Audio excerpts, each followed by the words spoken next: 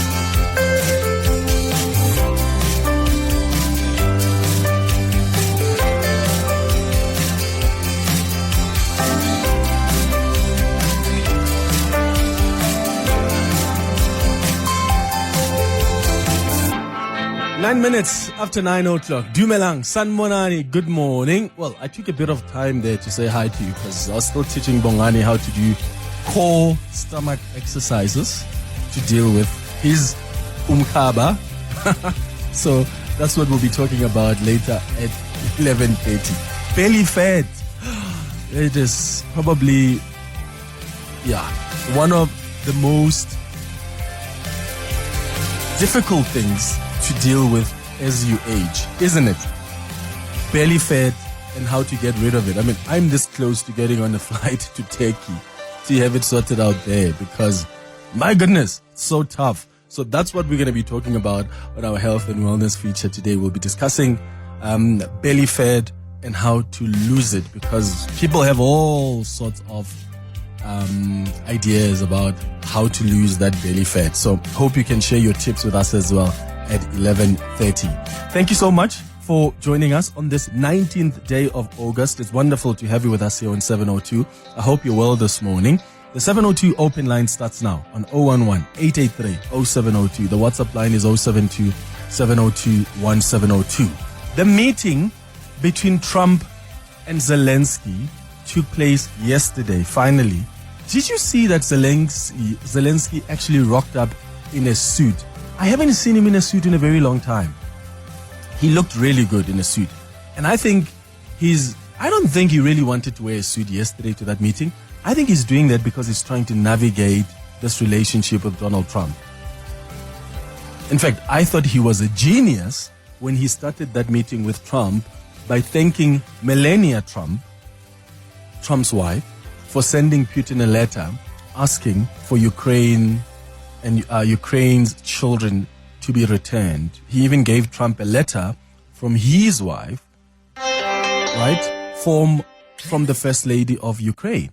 Gave him the letter, and that's just an appreciation that, the First Lady of America has written to Putin to say, we need those babies to be returned. Here's a letter for your wife from the First Lady of Ukraine, which may or may not have disarmed Trump, right?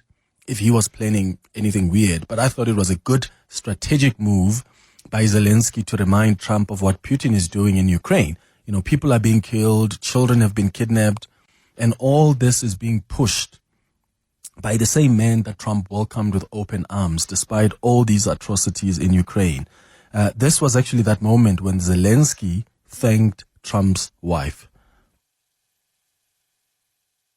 Thank you very much for being here. Thanks so much, Mr. President. If I can, first of all, thank you for invitation and thank you very much for your efforts, personal efforts to stop killings and stop this war. Thank you. And using this opportunity, many thanks to your wife, First Lady of the United States. She sent a letter to Putin about our children, adopted children, and my wife, First Lady of Ukraine. She gave the letter. It's not to you, to your wife. No, I want it. Yeah. So we are saying this sensitive topic, yes, please. And thanks to our partners, and that you supported this format, that after our meeting we can have leaders who are around us, UK and France, Germany, Italy, Finland, EU, NATO, I mean all partners around Ukraine supporting us. Thanks them, and thank you very much for the invitation. Thank you very much for being here. Aren't you glad that things transpired the way they did? Because the last time Zelensky was in the Oval Office, it was a disaster. It was such a disaster. By the way, President Putin briefed President Cyril Ramaphosa yesterday over the phone about the meeting that he had with President Trump. And the presidency yesterday sent out a statement, our presidency, saying that President Ramaphosa appreciated the briefing from Putin and underscored the need for more compromise on key issues in order for us to see lasting peace in between the two countries, between Ukraine and Russia. Am I the only one that thinks this is a big deal for our president? Two powerful world leaders met, and one of them calls him for a briefing. I mean, this is not the first time our president receives such a call. Remember when President Ramaphosa hosted the Ukrainian president, Zelensky, a couple of months ago? President Trump actually called our president about that meeting. Our president has positioned himself as an important key player in global politics. These are interesting geopolitical times, and I think our president is seen as that negotiator that he is. In fact, his efforts, I think, have clearly been felt here. And I wonder what you think of that on 011-883-0702. Clement Manyathela, streaming on the Prime Media Plus app. DSTV channel 856 92.7 and 106 FM. Hi, 702 Land. Swiso here from Centurion. Just want to speak about the Zelensky and Trump meeting. Zelensky, you could tell that he's uncomfortable with trying to quote unquote lick the boot, by glazing or praising rather Trump and saying thank you a lot. And even you could see with his eyes, this guy is not comfortable being there with what he's doing. He's just not comfortable. So, Zelensky really had to change his mental to approach Sir Donald Trump. Thank you guys. Great show. Hey, morning, Clement. Open first, Clement. I think what Zelensky has done, as we are saying, it was a good strategy. But Clement, it highlights one thing. Wherever there are wives, even in tradition, we can know in old tradition, when wives get involved, things tend to be a bit easier. You check Clement from Bo Samson and Bo Delilah. By the way, Clement, you must get married so that when you are tough, we're going to talk to the madam so that she lowers the temperature. Thanks a lot, yes. Wait, some said Delilah. When did wives... Who's the biblical... Was it Samson or Delilah that the lady cut his hair because he was powerful and he lost his power? Samson. Samson. And Delilah is the lady. Oh. Yeah, what an example to use. That's funny. That is so funny. Okay, here's something else I want to get your thoughts on. And I know some of you are going to come for me for this because you've come for me when I have said something similar. Abel, do you have a clip of Mapisa Nqakula crying yesterday in court? I think I sent it to you. Let's see if we can play it. But also, they won't hear anything anyway. Because actually it's silence. Well, you can hear the judge speaking and the former Speaker of Parliament, Nosiviwe Mapisa Nqakula, is seen breaking down. And honestly, guys, I saw that and it just broke my heart. it really just broke my heart because I'm a very compassionate person, right? So it doesn't matter how much I'm angry at you. At some level, I will still feel, I'll still feel very sad if you are in a troubling situation. So, yesterday, Mapisa Nqakula is in court, and then they are postponing it, I think, to November. And then she just broke down, and that was so heartbreaking. And a friend of mine also said, "Oh, can they just please just like forgive her?" And I was like, no. Also, don't confuse my compassion, right, or sympathy with not wanting accountability to take place. And I always want to make the distinction because some people are like, yeah, but why you can't justify corruption. No, I'm not doing that. I'm just saying as a human being, I'm heartbroken to see an older woman like that going through such a process and it's breaking her down. It would sadden me if I was her child. It would sadden me if I was related to her. And it's saddening me now, and I don't even have any form of relationship with her. But I'm saying that doesn't mean I don't want her to be held accountable. In fact, I hope she will end up in jail if she was corrupt. If the court finds that she was corrupt, I hope that she does end up in jail for a very long time, for that matter. But I also feel so sad. I feel so sorry for him. It's the same thing with what happened with, remember Jacob Zuma, when he was arrested or when he presented himself to prison. And I just remember seeing him in track pants. Oh my goodness. It was so sad. And some of you were calling in and saying, no, he deserves it, which is fine. I respect that. And I never for a moment said Zuma must not be taken to jail. In fact, after the Constitutional Court, I kept saying on this show, thank God, because actually you need that message to be sent out to South Africans that we are all equal before the law. The fact that you are some former president with some support and there are people that are up in arms, justice must be done, come hell or fire, or whatever they say in that phrase. Justice must be done. And even with the former president, I'm glad that he ended up going to jail because there was a ruling from the Constitutional Court, and that, for me, strengthens our constitutional democracy and equality before the law. That's very important. But that doesn't mean that now I must not feel sympathy. So I'm separating the two. And I wonder if there are some of you that saw that video. If you didn't see it, I'll try and tweet it if you're on X, on Twitter. But she broke down Nosiviwe Mapisa Nqakula, and it was just so sad to witness. Last week, Monday, we spoke, was it last week? No, later in the week last week, I think on Thursday, we spoke to Angie Motshekga's spokesperson. Remember that? Because the SANDF general was in Iran and he started making political statements in Iran. Again, let's be clear.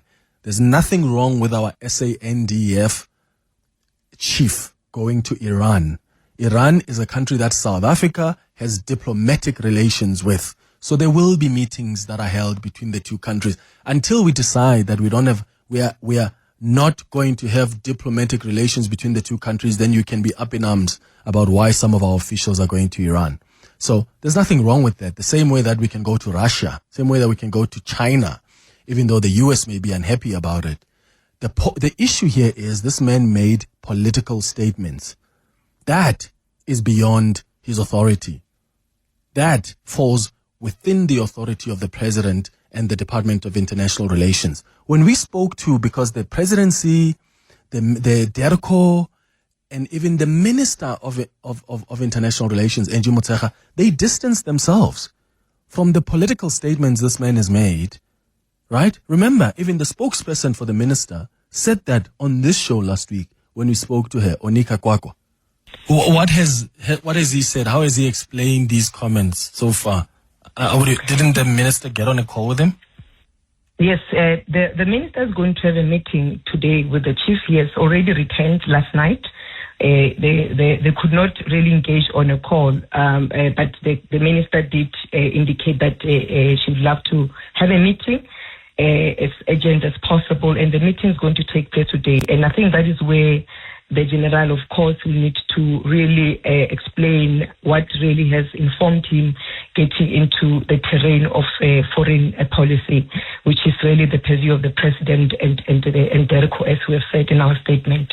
So that's what the minister's spokesperson said, that the minister thinks that the statements that the SNDF chief made were unfortunate. Oh, but wait. The minister then changes her tune over the weekend at the convention when speaking to Times Live, and then now defends the comments that were made by the SNDF chief. It's a coincidence that it coincides with the tensions, so say Iran and America and the fact that we negotiated this invitation last year, I sanctioned it last year. So the event was postponed. Then they communicated back to say the visit can continue. And then was it had already been sanctioned? Okay. So that's what we only cut that shortly because it was too, and I apologize for the quality of that sound, but the rest of the clip was bad. But you can go read the article from Times Live. The minister says clearly, he's basically saying there's nothing wrong with what the SNDF chief has said. In fact, when the journalist asked the minister, but the presidency says this trip was ill-advised because it's the minister who approved it. And then the minister says, well, that's a difference of opinions. That's what they think. I mean, I don't know, but if you have ministers like these that are undermining efforts to stabilize relations with the US, that's just so weird to me. There's no strategic awareness whatsoever.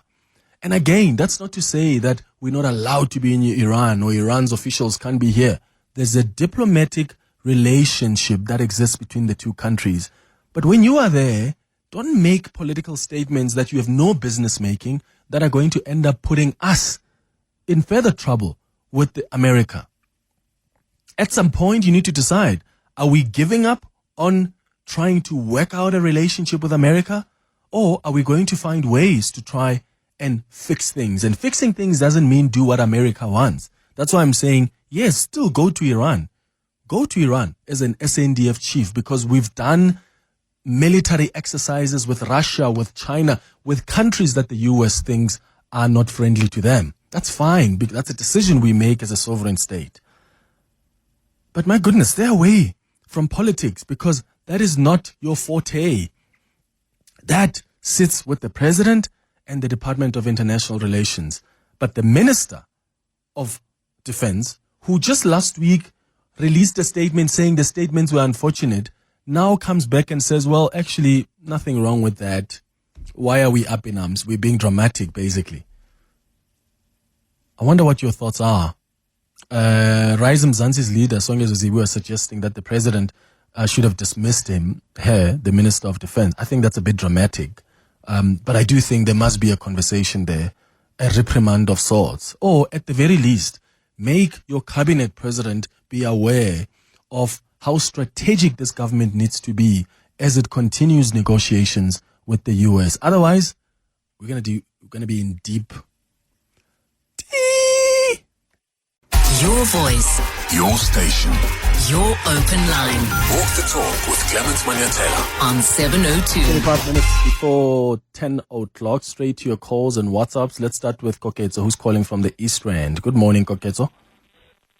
Yes, morning, Clement. How are you? Good, man. Good, yes. Lady. Go ahead. Yeah, no, I just wanted to say, you could see yesterday with Zelensky that he has actually eaten humble pie, right? His whole demeanor, where, I think he thought that America needs Ukraine, and he then learned the hard way to say, actually, everything that's been kept going here is by America. So, Donald Trump, I think the first time, because of obviously the treatment that he gave him, he reminded him to say, hey, buddy, I'm not doing you a favor here. You're not doing us a favor, we're doing you a favor. So you could see that this time he had been coached in terms of his demeanor, like how to approach Trump, how to engage him, because he looked very almost like defeated, like someone eating humble pie.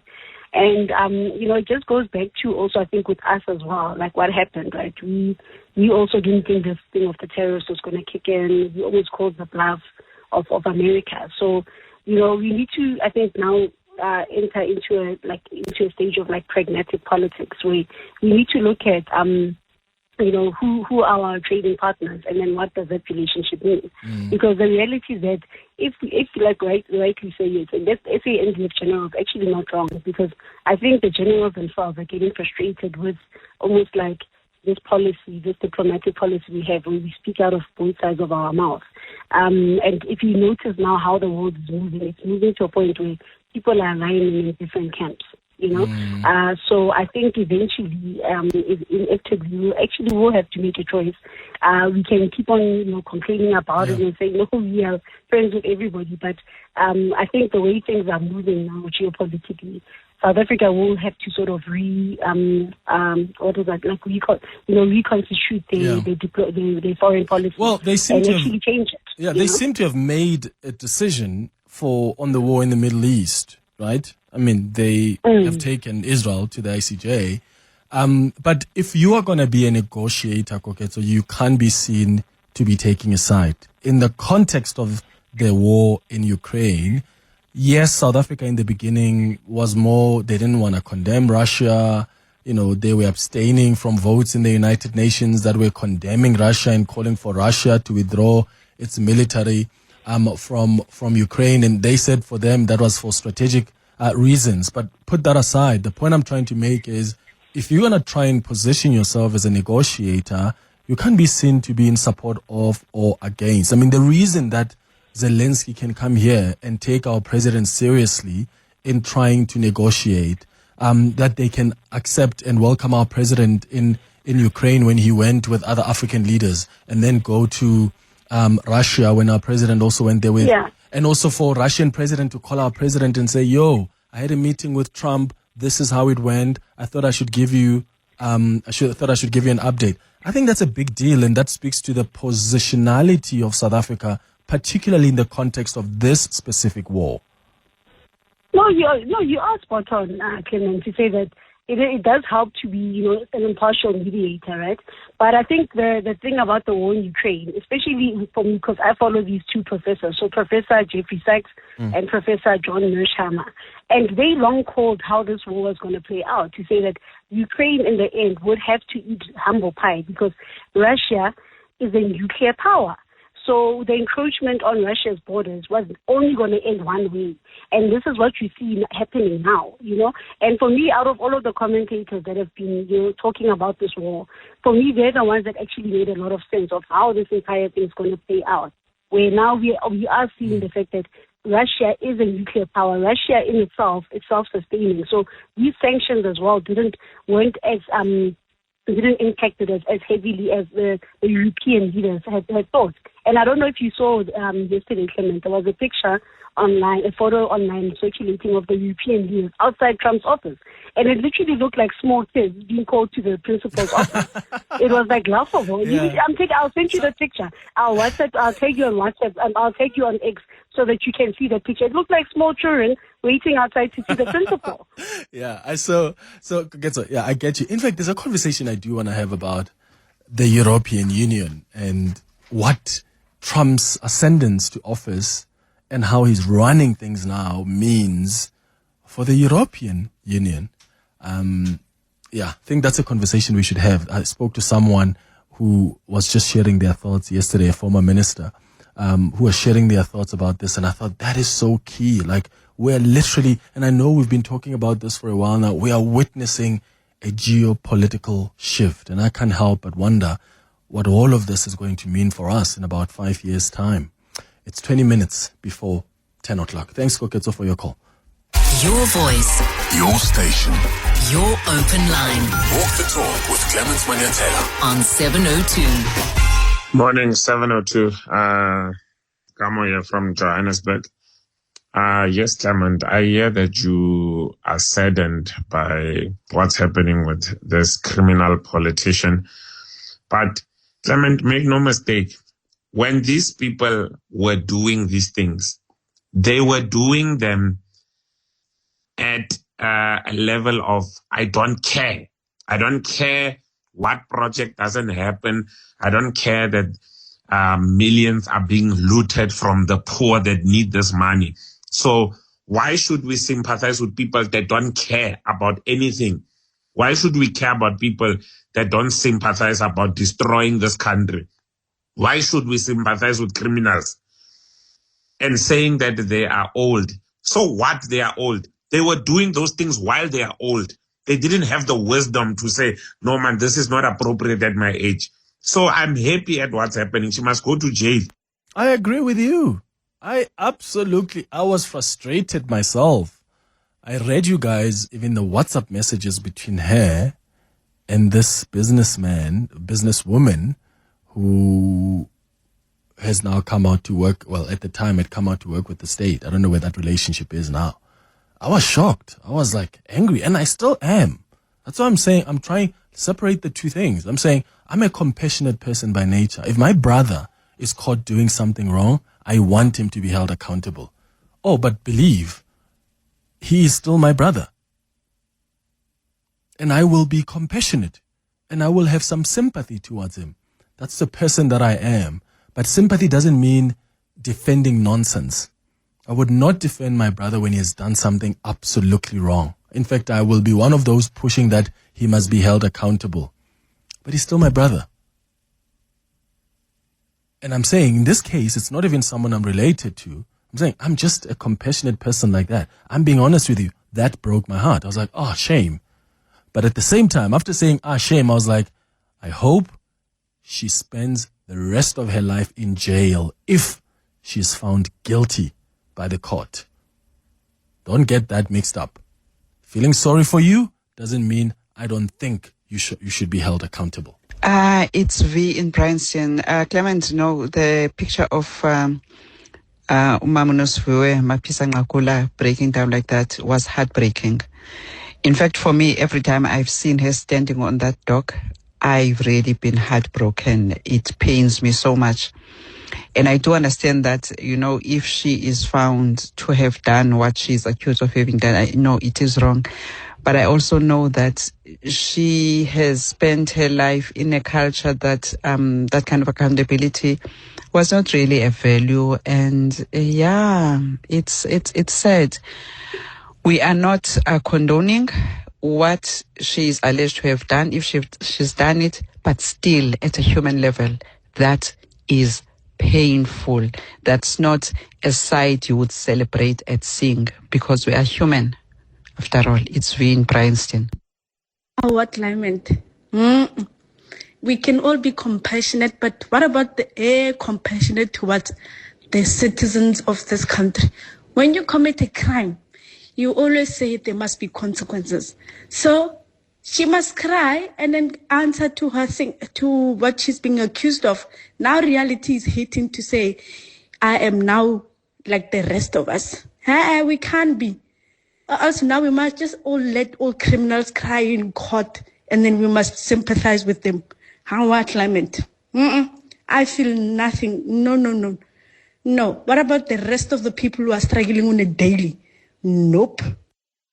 Good morning, Clement. The funny part, I was watching her clips yesterday while she was in Parliament, the arrogance that she was displaying through other members of Parliament, the statements that she was making in her interviews. I don't feel sorry for her.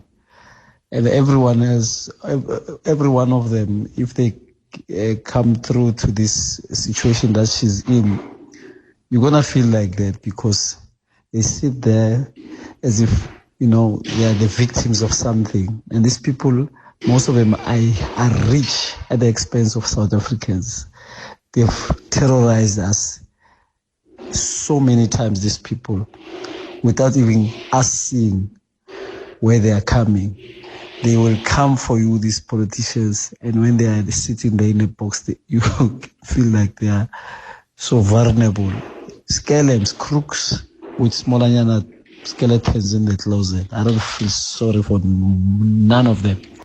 Hey, good morning, Clement. Ki survivor mo Wadville mo. Don't be fooled, Clement. Don't be fooled by the crocodile tears. Nqakula. Those are crocodile tears, Papa. She must face the music. Thank you. Yeah, I hear you guys. Of course she must. And again, I stress that she must face the music. On YouTube, Naza says, "Oh, Clement, I cried with Mam Nosiviwe." Yeah, there's some compassionate people out there who will still feel like, "Oh, Shem, that's sad." But make no mistake, that's not to say that the person must not be held accountable. It's 13 minutes now before 10 o'clock. Your voice, Your station. your open line Walk the talk with Clement Manyathela. on 702. It's 10 minutes now before 10 o'clock. Good morning, Clement Manyathela and 702 listeners. I think the reason why Putin called Ramaphosa to brief him on the events of yesterday is just to ensure that, because ultimately Putin will also have to concede on some of the few things that for this war to end. But he wants to make it as if Cyril Ramaphosa has spoken sense into him. So he's making some compromises so that the war can end. But he's going to let that credit be given to Ramaphosa because it will come as if Ramaphosa spoke sense into Putin. Therefore, elevating both Putin and President Ramaphosa. Thank you. Really? Is that not clutching at straws? I don't know. But I mean, I hope that's the case, in that Putin is going to end up compromising here so that this war can end. I do hope that there can be credit given to President Cyril Ramaphosa for his own efforts to negotiate with the two leaders, the Ukrainian leader and the Russian leader. I hope so, but Trump doesn't want anything that's not going to elevate himself. I bet you if there's a deal that's going to be signed out there and it doesn't involve Trump, Trump is not going to be happy about that. So I wonder how the Russian president, to use, how you're positioning it, how he would want to do that, because Donald Trump wants, remember, he wants to be to receive the Nobel Peace Prize. He wants to receive the Nobel Peace Prize. So if he can clinch a deal, because he failed to do it with the war in the Middle East, and I think he's probably given up on that because he realizes that this is bigger than myself, really. This is bigger than himself, because now he has to justify even sometimes nonsense that's so clear, but he has to somehow back it for whatever reason, which is why I've said before, I really have never seen a president who gets presidents of the most powerful countries doing stuff that they themselves can see is wrong, but just so to appease him. Doesn't make sense to me. It's never made sense. You've got presidents of the US who have explained and spoken about how complicated their relationship with the Israeli Prime Minister was. There are a few of them. Didn't I play you a clip the last time of, who did I play you a clip of? Was it of Clinton? But there have been cases where there's been frustration. Kamala Harris at some point was frustrated. Joe Biden at some point was frustrated. Donald Trump at some point was frustrated. I can go on and on. But I don't know. I think you may be up to something here, that maybe the Russian president wants our president to be given some credit. Should he compromise? Should Putin compromise and end this war in Ukraine? Which would be great for us. It would be great for our president. I don't think if it will change America's view, and by America, I mean, I don't think it will change the Trump administration's view and opinion of us. In fact, they're probably going to hate us more because Trump wants all the credit for himself. That's the kind of leader he is. Good morning, Clement. This is Simi. I would say Putin's briefing to Ramaphosa about his meeting with Donald Trump, it was a way of telling him, like, you know what, stop this whole thing, you and your government, of being defiant towards the USA and thinking that you guys are on equal grounds. You are not on equal grounds. USA is powerful than you ever imagine. Stop defying them. Stop being nasty towards them and their allies. It's time that you must start playing ball in the same way that in the early 90s, Russia stopped being communist and started embracing capitalism, and ANC found itself in a cult. So that's what happened here. Dumela Clement and team, Kingsley from Germiston. I think, to return to the White House for President Zelensky after the way he was treated the last time shows a lot of courage, but it also shows how desperate he is to find some sort of resolution to this war.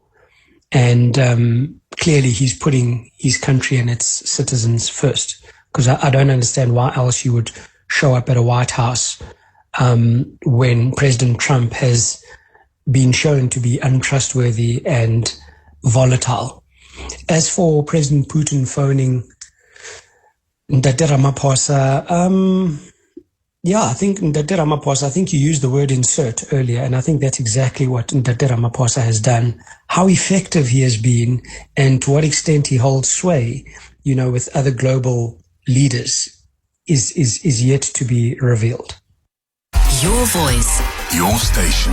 Your open line. Walk the talk with Clement Manyathela on 702.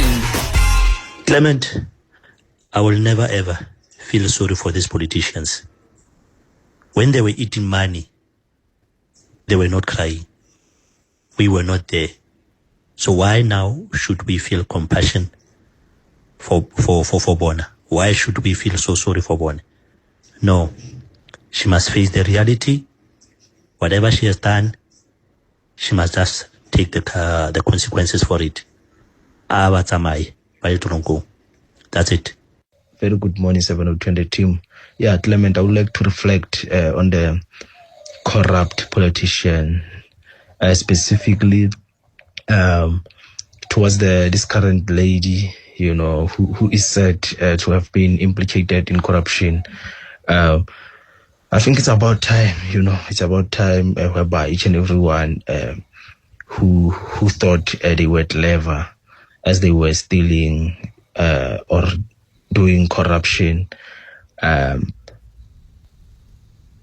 think it's about time, for them to face the music and pay for what they have done, Yeah, this is Maxwell in Q. No empathy or sympathy, should be given, to those people. Yeah, this is Maxwell in Q. Thank you. Morning, Clement. Your sadness, I don't know what to say about it.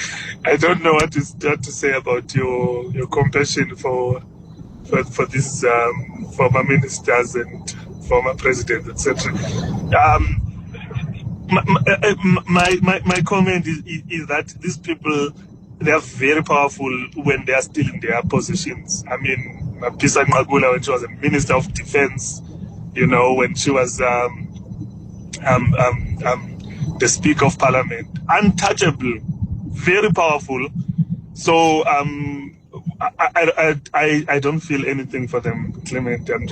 I don't know. I just don't feel anything for them. And for me, my wish is that most of them they should end up like that, because most of them they are corrupt. So I don't feel anything for them, because a lot of them are still going to end up in the same position. Just try and delete those feelings. I believe people may be misunderstanding Clement. He never suggested that others should feel compassionate for Nosiviwe. However, he immediately expressed his own feelings while still maintaining that if she's guilty, she must face the full hand of law. So I think, and there's nothing wrong on how he feels. Patong. How's Namosa?